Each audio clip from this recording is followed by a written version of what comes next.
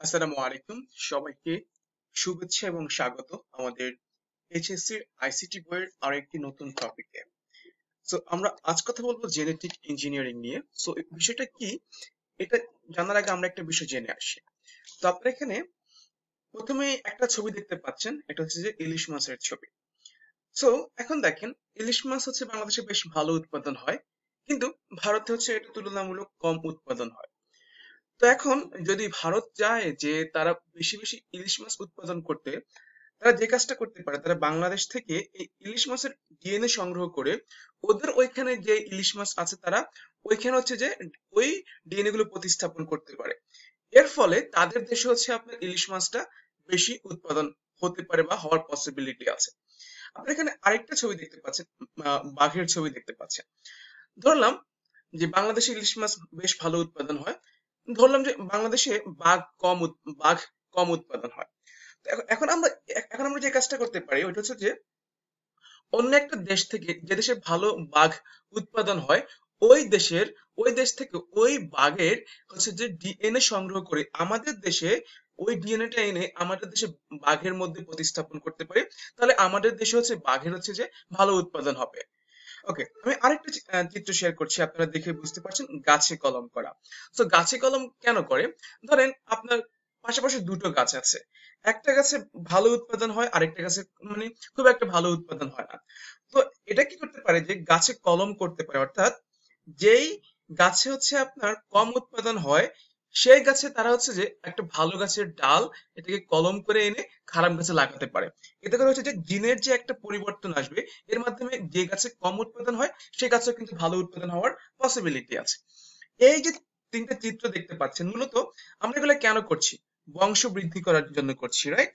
যাতে আমার গাছে ভালো ফলাফল ধরে, বাঘ বৃদ্ধি পায়, ইলিশ মাছ ভালো উৎপাদন হয়। অর্থাৎ মূলত আমরা করছি কি জন্য? বংশ বৃদ্ধি করার জন্য করছি, রাইট? মূলত এই পুরো জিনিসটাকে, যে বংশ বৃদ্ধির যে প্রক্রিয়াটাকে কৃত্রিম ভাবে, সেটা হচ্ছে মূলত কি বলা হয়? জেনেটিক ইঞ্জিনিয়ারিং বলা হয়। বলেন তো কি বলা হয়? জেনেটিক ইঞ্জিনিয়ারিং বলা হয়। এখন দেখেন, জেনেটিক ইঞ্জিনিয়ারিং আমরা প্রত্যেকে জানি, ইঞ্জিনিয়ারিং মানে কি? প্রকৌশল বা একটা কৌশল হতে পারে। আর জেনেটিক মানে হচ্ছে যে বংশগতি। তো সহজ ভাষায় বললে যে আসলে বংশবৃদ্ধির যে কৌশল, এটা হচ্ছে জেনেটিক ইঞ্জিনিয়ারিং। এটা একদম সিম্পল ভাষা হচ্ছে, বংশবৃদ্ধির যে কৌশল সেটা হচ্ছে মূলত জেনেটিক ইঞ্জিনিয়ারিং। দুঃখিত। এখন যদি আমরা এক্সাক্ট সংজ্ঞাটা জানি, এক্সাক্ট সংজ্ঞাটা কেমন হতে পারে? দেখেন এখানে দিয়েছি, কোন একটা জীব হতে, এটা অবশ্যই একটা জীব হতে হবে, কোন একটা জীব হতে একটি নির্দিষ্ট জিন বহনকারী ডিএনএ। আপনি কিন্তু পয়েন্টটা বোঝার চেষ্টা করেন, টেকনিক্যালি মনে রাখেন। একটা জীব হতে একটি নির্দিষ্ট জিন বহনকারী ডিএনএ হতে হবে। জিন বহনকারী ডিএনএ পৃথক করে ভিন্ন একটা জীবে স্থানান্তর করার কৌশল। জাস্ট এইটা হচ্ছে, ধর আমি বলি, একটা জীব হতে একটি নির্দিষ্ট জিন বহনকারী ডিএনএ এটাকে আলাদা করবেন, পৃথক করে অন্য একটি বা ভিন্ন একটি জীবে স্থানান্তর করার যে কৌশল, এটাকে মূলত বলা হয় জেনেটিক ইঞ্জিনিয়ারিং বলা হয়। এটি হচ্ছে আপনার জেনেটিক মডিফিকেশন মূলত বলা হয়ে থাকে।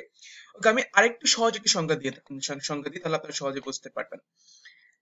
বিভিন্ন প্রাণীর ডিএনএ অংশ কেটে বিভিন্ন প্রাণীর ডিএনএ অংশ কেটে অন্য প্রাণীর সঙ্গে জোড়া লাগিয়ে যে কাজটি করা হয় তাকে কি বলা হয়? জেনেটিক ইঞ্জিনিয়ারিং বলা হয়। তাহলে আবার বলছি, বিভিন্ন প্রাণীর ডিএনএ অংশ কেটে অন্য প্রাণীর সঙ্গে জোড়া লাগিয়ে যে কাজটি করা হয় তাকে মূলত জেনেটিক ইঞ্জিনিয়ারিং বলা হয়। সো আই থিঙ্ক আপনারা বিষয়টা ক্লিয়ার হয়েছেন। ওকে, আমরা এরপরে আসি। দেখেন, এই যে মূলত বংশবৃদ্ধি করে, অর্থাৎ একটা নতুন নতুন প্রজাতি তৈরি করে। এই যে নতুন প্রজাতি তৈরি করে বা জেনেটিক ইঞ্জিনিয়ারিং এর মাধ্যমে নতুন কোন প্রজাতি তৈরিতে এই যে তৈরি করার কৌশল, তৈরিকে মূলত জিএমও বলা হয়, যার পূর্ণরূপ হচ্ছে জেনেটিক্যালি মডিফাইড অর্গানিজম। এটা হচ্ছে যে আপনার এমসিকিউ এর জন্য গুরুত্বপূর্ণ, জিএমও এর পূর্ণরূপটা কি? Genetically modified organism. I think আপনারা এতটুকু ক্লিয়ার হয়েছেন। এখন আমরা একটু বিজ্ঞান নিয়ে আলোচনা করি। আর যদি আমাদের আইসিটি বিষয়, কিন্তু আমরা বিজ্ঞান নিয়ে একটু আলোচনা করি, কারণ আমাদের বিগত বেশ কয়েকটা টপিক পড়তে গিয়ে মনে হচ্ছে আমরা আইসিটি পড়ছি না, আমরা পড়ছি হচ্ছে কি বলেন তো? আমরা পড়ছি হচ্ছে মূলত জীববিজ্ঞান, বা হচ্ছে যে আমরা হচ্ছে যে well, আমরা হচ্ছে যে জীববিজ্ঞান পড়ছি আর কি। এখন দেখেন মূলত এখানে কি দেখছি, how does the human body consist of. অর্থাৎ কিভাবে একটা হিউম্যান বডি গঠন হয়, যে আপনি আমাকে দেখতে পাচ্ছেন বা আপনি যে আপনাকে দেখছেন, একটা দেহ আছে। এই দেহটা, এই যে পরিপূর্ণ একটা দেহ, এটা কিভাবে আসে, এটা হয়তো বা আপনারা অনেকেই জানেন, তারপর আমি শেয়ার করছি। দেখেন, মূলত প্রথমে একটা সেল থাকে, মানে কোষ থাকে। অনেকগুলা কোষের সমন্বয়ে গঠিত হয় কোষ টিস্যু বা সেল টিস্যু গঠিত হয়। বুঝতে পেরেছেন? প্রথমে কোষ থাকে, এরপর হচ্ছে অনেকগুলো কোষের সমন্বয়ে সেল টিস্যু গঠিত হয়, এবং অনেকগুলা সেল টিস্যুর সমন্বয়ে অর্গান, আমাদের যে অঙ্গগুলো আছে সেগুলো গঠিত হয়, এবং অনেকগুলো অঙ্গের সাহায্যে অঙ্গ প্রণালী হয়। দেন আমরা গিয়ে আমাদের হিউম্যান বডিটা দেখতে পাই।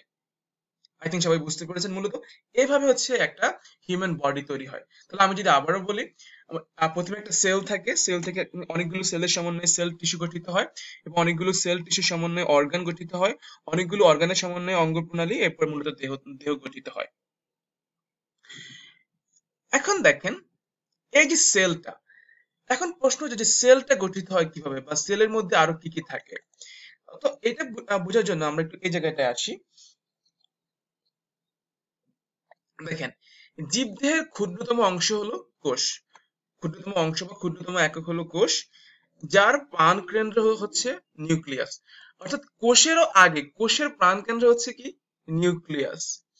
এখন দেখেন, এই নিউক্লিয়াসের ভিতরে যে পেঁচানো একটা অংশ থাকে, এটাকে বলা হয় ক্রোমোজোম। কি বলা হয় এটাকে? ক্রোমোজোম বলা হয়। তাহলে দেখেন, প্রথমে কোষ, এর পূর্বে থাকে কি, প্রাণ নিউক্লিয়াস থাকে, এরও পূর্বে কি থাকে, ক্রোমোজোম থাকে। এর ভেতরে চেইনের মতো পেঁচানো বস্তুকে বলা হয় ডিএনএ বা ডিঅক্সিরিবো নিউক্লিক অ্যাসিড। আর ডিএনএর এক একটি অংশকে বলা হয় জিন। তাহলে দেখেন, আমি যদি এটাকে একটু এক্সপ্লেন করি, প্রথমে কি থাকে, প্রথমে থাকে হচ্ছে আপনার সেল থাকে। এই যে একটা সেল দেখতে পাচ্ছেন, একটা সেল থাকে। এটা হচ্ছে যে জীবের দেহের ক্ষুদ্রতম অংশ, এটা জীব। কিন্তু এইটার প্রাণকেন্দ্র কি? এইটার প্রাণকেন্দ্র হচ্ছে যে নিউক্লিয়াস হচ্ছে এইটার প্রাণকেন্দ্র। এবং এই যে নিউক্লিয়াসের মধ্যে যে পেঁচানো অংশ থাকে, এটাকে কি বলা হয়? এটা হচ্ছে নিউক্লিয়াস। এই যে পেঁচানো অংশ থাকে, এটাকে কি বলা হয়? এটাকে বলা হয় ক্রোমোজোম বলা হয়। কি বলা হয় এটাকে? ক্রোমোজোম। এবং এই ক্রোমোজোমের মধ্যে থাকে হচ্ছে কি, এই ক্রোমোজোমের মধ্যে থাকে ডিএনএ, এবং তার ভেতরে হচ্ছে যে জিন থাকে। এই এই ডিএনএ এর ভেতর থেকে যে জিন থাকে সেটা সংগ্রহ করা হয়। বোঝার চেষ্টা করেন। তাহলে আমরা যদি একটু ছবির সাহায্যে দেখার চেষ্টা করি, এই যেখানে দেখতে পাচ্ছেন, মূলত প্রথমে কি থাকে? প্রথমে থাকে সেল থাকে। সেলের হচ্ছে যে প্রাণকেন্দ্র নিউক্লিয়াস, এর মধ্যে কি থাকে? ক্রোমোজোম। এবং এর ক্রোমোজোমের মধ্যে যে পেঁচানো অংশ থাকে, এটাকে বলা হয় ডিএনএ, এবং ডিএনএ এর মধ্যে হচ্ছে মূলত জিন থাকে। আমরা এই জিনটা সংগ্রহ করি। সো আপনি এখানে দেখতে পাচ্ছেন, প্রথমে সেল থাকে, সেলের মধ্যে থাকে নিউক্লিয়াস, নিউক্লিয়াস থাকে, এর এর মধ্যে থাকে ক্রোমোজোম, এবং হচ্ছে এর মধ্যে থাকে কি, ডিএনএ, এবং ডিএনএ এর ভিতরে কি থাকে? জিন থাকে। এই যে এগুলো হচ্ছে মূলত জিম না, জিন। সো আই থিঙ্ক আপনারা এতটুকু বিষয় ক্লিয়ার। তো যে পয়েন্ট এখানে বললাম যে জীবদেহের ক্ষুদ্রতম অংশ হলো কোষ, যাদের প্রাণকেন্দ্র হলো নিউক্লিয়াস। এই নিউক্লিয়াসের ভেতরে পেঁচানো অংশ, পেঁচানো বস্তুকে বলে ক্রোমোজোম। আর এর ভেতরে চেইনের মতো পেঁচানো বস্তুর নাম হচ্ছে ডিএনএ বা ডিঅক্সিরিবো নিউক্লিক অ্যাসিড। আর এর এক একটি অংশকে বলা হয় জিন বলা হয়। সো আই থিঙ্ক আপনারা এতটুকু বিষয় ক্লিয়ার। এখন দেখেন, এই যে আপনি যে জিন যে অর্থাৎ এই যেখানে যে ডিএনএ আছে, আপনি যেগুলো জিন, আপনি জিন যে সংগ্রহ করবেন, আপনাকে তো একটা বস্তুর জিন আপনাকে কেটে আনতে হবে। আর আপনি কেটে আপনি আরেকটা বস্তুর মধ্যে এটা স্থাপন করবেন। এই যে ডিএনএ এর মধ্যে যে জিন থাকে, এটা যে কাটতে হয়। আচ্ছা, তারপর আরেকটা তথ্য বলে নিই। এই যে জেনেটিক ইঞ্জিনিয়ারিং এর জনক হচ্ছে যে জেক উইলিয়ামসন, যার নাম, যিনি হচ্ছে যে এটি 1951 সালে এটি হচ্ছে যে এটি নিয়ে আলোচনা করেছিলেন, বা প্রথম তিনি এটি নিয়ে হচ্ছে বলেছিলেন আর কি, জেনেটিক ইঞ্জিনিয়ারিং নিয়ে। ওকে, যেমনটা বলছিলাম, যে এই যে আপনি যে আপনি যে অন্য একটা জিনিস প্রতিস্থাপন করবেন, আপনাকে তো প্রথমে জিনটা কাটতে হবে। এই যে কাটাকে কি বলা হয় জানেন? ডিএনএ কাটা হয় এনজাইম দ্বারা। কি বলা হয় এটাকে? ডিএনএ যে কাটবেন, এটাকে এনজাইম দ্বারা কাটা হয়, এবং এটিকে বলে কি, রেস্ট্রিকশন এনজাইম বলে। কি বলে এটাকে? রেস্ট্রিকশন এনজাইম, যা মূলত ডিএনএ কাটার জন্য ব্যবহার করা হয়। তাহলে ডিএনএ কাটা হয় এনজাইম দ্বারা, এটিকে রেস্ট্রিকশন এনজাইম বলে, যা মূলত ডিএনএ কাটার জন্য ব্যবহার করা হয়। এখন এই যে একটা ডিএনএ কেটে যে অন্য একটা ডিএনএ যে প্রতিস্থাপন করবেন, এই সকল প্রক্রিয়াকে কি বলে জানেন? Recombinant DNA. কি বলে এটাকে? Recombinant recombinant DNA. কি বলে এটাকে? অর্থাৎ একটা জিন যে আপনি কেটে যে অন্য একটা জিনে যে প্রতিস্থাপন করবেন এই পুরো প্রসেসকে বলা হয় রিকম্বিনেন্ট ডিএনএ বলা হয় এটাকে। এবার দেখেন এখানে কি আছে। এখন প্রশ্ন হচ্ছে যে এই যে রিকম্বিনেন্ট যে করা হয় বা রিকম্বিনেন্ট ডিএনএ প্রযুক্তির ধাপগুলা কি কি। প্রথমে আপনাকে যে কাজটা করতে হয় ডিএনএ অর্থাৎ আপনি যেই জীব থেকে আনবেন আপনাকে ওই ডিএনএ নির্বাচন করতে হয়। এরপর ডিএনএ বাহক নির্বাচন, অর্থাৎ আপনি কোন জায়গায় কার ডিএনএ এর মধ্যে কোন ব্যক্তির কোন জীবের আপনি কোন জায়গাটা হচ্ছে আপনি এটা প্রতিস্থাপন করবেন সেটা। মানে আপনাকে ডিএনএ খণ্ড অর্থাৎ আপনাকে ডিএনএ কাটতে হয় আর কি, এনজাইম দ্বারা কাটতে হয়। এরপর গিয়ে আপনাকে ডিএনএটা কর্তনকৃত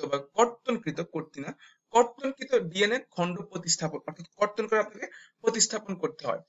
এরপর পোষক দেহে রিকম্বিনেন্ট ডিএনএ স্থানান্তর করতে হয়, অর্থাৎ এটা স্থানান্তর করতে হয়। এবং হচ্ছে শেষে এই রিকম্বিনেন্ট ডিএনএ সংখ্যা বৃদ্ধি ও মূল্যায়ন করতে হয়, অর্থাৎ এটাকে হচ্ছে বেশি বেশি বৃদ্ধি করতে হবে এবং মূল্যায়ন করতে হবে, তাহলে হচ্ছে যে আপনার ওই জিনটা ভালোভাবে উৎপাদন হবে। তো মূলত এইটা হচ্ছে মূলত এই 6টা প্রসেস। আমি যদি আবার বলি, ডিএনএ নির্বাচন করা, ডিএনএ বাহক নির্বাচন করা, ডিএনএ খণ্ডকর্তন প্রতিস্থাপন, পোষক দেহে রিকম্বিনেন্ট ডিএনএ স্থানান্তর করা, এই রিকম্বিনেন্ট ডিএনএ সংখ্যা বৃদ্ধি ও মূল্যায়ন করা। এবার দেখেন মূলত কাজটা কিভাবে করছে। প্রথমে আপনাকে কি করতে হবে, আপনাকে প্রথমে হচ্ছে যে ডিএনএ আপনাকে নির্বাচন করতে হবে। সো আপনি এখানে এসে আপনি ডিএনএ আপনি হচ্ছে যে নির্বাচন করবেন যে আপনি হচ্ছে যে এখান থেকে আপনি অন্য জায়গায় ডিএনএ স্থাপন করবেন। দেন আপনাকে কি করতে হবে, ডিএনএ এর বাহক আপনাকে হচ্ছে যে সিলেকশন করতে হবে, অর্থাৎ আপনি কোন ডিএনএ এর মধ্যে আপনি এটা প্রতিস্থাপন করবেন। হতে পারে আপনি আপনি এটা এখানে প্রতিস্থাপন করবেন, সো আপনি এই জায়গাটা আপনি এখানে বাহকটা আপনি নির্বাচন করবেন। এরপর হচ্ছে আপনাকে ডিএনএ খণ্ডন করতে হবে, এই যে দেখেন কেটেছে এখানে, খণ্ডন করতে হবে। দেন আপনি কি করবেন, এরপরে গিয়ে ধরেন আপনি এই জায়গাটা আপনি এটা প্রতিস্থাপন করবেন, সো আপনাকে হচ্ছে এই জায়গাটা এটা প্রতিস্থাপন করতে হবে। তাহলে 4টা পয়েন্ট গেছে, বাকি 2টো পয়েন্টের ছবি আমি অ্যাডজাস্ট করতে পারিনি, এই কারণে এটা যুক্ত করতে পারিনি। বাকি 2টো পয়েন্ট মনে রাখবেন যে পোষক দেহে রিকম্বিনেন্ট ডিএনএ স্থানান্তর প্রতিস্থাপন করার পর আপনাকে স্থানান্তর করতে হবে। দেন এই রিকম্বিনেন্ট ডিএনএ সংখ্যা বৃদ্ধি করতে হবে এবং মূল্যায়ন করতে হবে। মূলত এইটা হচ্ছে রিকম্বিনেন্ট ডিএনএ এর প্রযুক্তির ধাপসমূহ। এরপর দেখেন শেষ যে পয়েন্টটা আছে, জেনেটিক ইঞ্জিনিয়ারিং এর ব্যবহার, এটা কোন কোন ক্ষেত্রে ব্যবহার করা হয়। উন্নত মানের ফসল উৎপাদন করার ক্ষেত্রে, অর্থাৎ যদি কোনো ফসল ভালো উৎপাদন না হয় তখন আমরা একটি ভালো ফসল উৎপাদন করার জন্য এটা ব্যবহার করা হতে পারে। চিকিৎসা ক্ষেত্রে বেসিক্যালি ইনসুলিন, যে ডায়াবেটিক্সের যে ইনসুলিন আছে সেটা তৈরির ক্ষেত্রে ব্যবহার করা হয়। মৎস্য উন্নয়নের ক্ষেত্রে, ভ্যাকসিন তৈরিতে, হরমোন তৈরিতে এবং ভাইরাস নাশক বা হচ্ছে যে অ্যান্টিভাইরাস যেটা বলছি সেটা। কিন্তু এই 6টি কারণে আরো বিভিন্ন কারণ থাকতে পারে, মেইনলি এই 6টা কারণে এই 6টি জায়গায় জেনেটিক ইঞ্জিনিয়ারিংটা ব্যবহার করা হয়। So that's all about for the time being. Thank you very much for all your patience time. দেখা হবে পরবর্তী ভিডিওতে। আসসালামু আলাইকুম ওয়া রাহমাতুল্লাহি ওয়া বারাকাতুহু।